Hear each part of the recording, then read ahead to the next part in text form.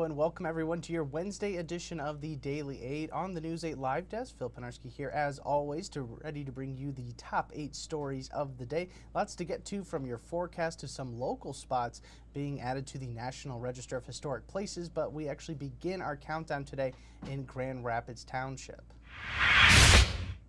Earlier this week, it was announced that an 18-year-old has been charged in the murder of a man in Byron Township. Marquand Bryce was arraigned yesterday for the death of Jeffrey Gamble, who was killed Sunday after what police say was a domestic argument between the two men.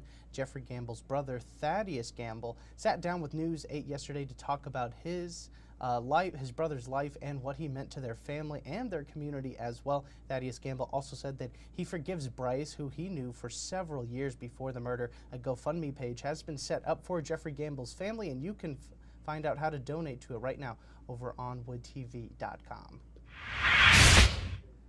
We head to Warren Township now, near Midland, where a man was taken into custody after he shot at Michigan State police troopers and then barricaded himself inside a home for hours. This happened late Monday night and well into Tuesday. Troopers had gone to the man's home on reports of shots being fired. Once they got there, though, the man began firing shots at them, and then troopers returned fire. It wasn't until 4 p.m. on Tuesday that the man was arrested after an hours-long negotiation process. A 12-year-old girl was later found injured inside the home and was taken to a nearby hospital. She is in stable condition at this time. The troopers involved have been placed on leave, which is standard procedure, and an investigation is still underway into the matter. Police in Portage are asking the public for help in locating a hit-and-run suspect after a cyclist was struck by a car Monday night. It happened around 10:40 p.m. The cyclist was riding near Lover's Lane and Stryker Way when they were hit by a vehicle that did not stop. First responders located the man and took him to Bronson Hospital, where he remains in stable condition at this time. Investigators say that the man was struck from behind and that the vehicle in question is believed to be a black 2016 to 2024 Mazda CX-5 or CX-9. Anyone with information should contact Portage Public Safety or Kalamazoo Silent Observer. Back to Grand Rapids now. Firefighters had to battle flames that broke out at a metal supplier along Alpine Avenue last night. First calls about the fire came in just after 5:40 at GR Central Iron and Steel Inc. The building houses welding and gas cylinders. It took about 40 firefighters to put out the flames, which officials said were aggressive and could have flared up again had they not been put out when they were. The building is now considered a total loss, but no one was injured, thankfully. An investigation into what started the fire is now underway. The federal government has ordered work to stop on a program that provides legal services for unaccompanied children in the United States, including here in Michigan. The Michigan Immigrant Rights Center, or MRIC, was just one of the many legal service providers that were ordered to stop work on the Office of Refugee Resettlement's Unaccompanied Child Legal Services Program. The MIRC, said in a press release on Tuesday that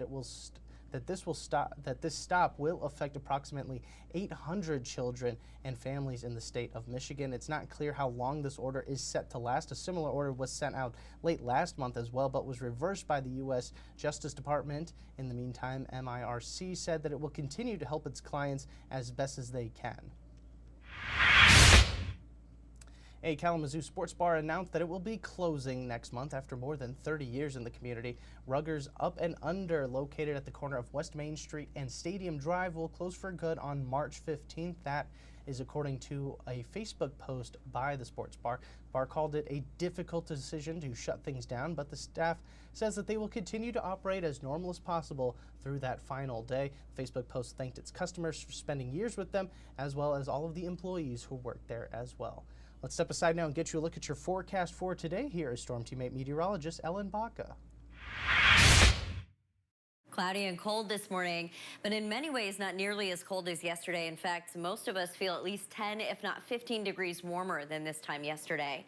You can see that we still have some areas of snow. We'll watch for those through the day. Most of these should be fairly light, and as we go through the afternoon, a few more will swing further inland, so we all have a chance of seeing some areas of light snow through the day today.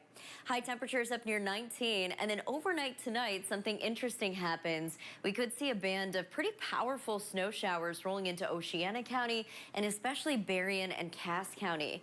Many of us will not be impacted by this snow band, but occasionally it could brush on shore into spots like Muskegon and Holland before eventually just delivering a lot of snow to northern Indiana. Otherwise, pretty quiet for us forecast-wise. We're going to be seeing slowly climbing temperatures this morning and temperatures later on today climbing up to the teens.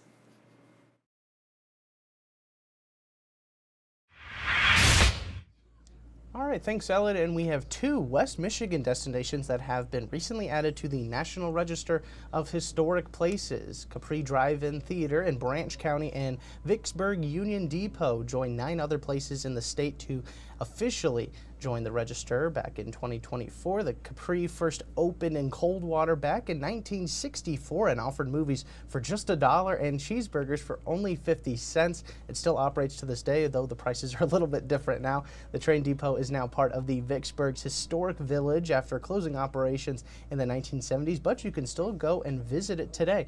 And you can find all of the recently added locations in Michigan right now inside our story on woodtv.com. All right, that is going to do it for us today on the Daily 8. Don't worry, though, we will, of course, be back again tomorrow with 8 more stories for your Thursday. Same time, same place. Hope to see you then. I do want to thank everybody so much for tuning into this latest edition of the News 8 Live Desk. I'm Phil Penarski, and we hope you have a great rest of your day.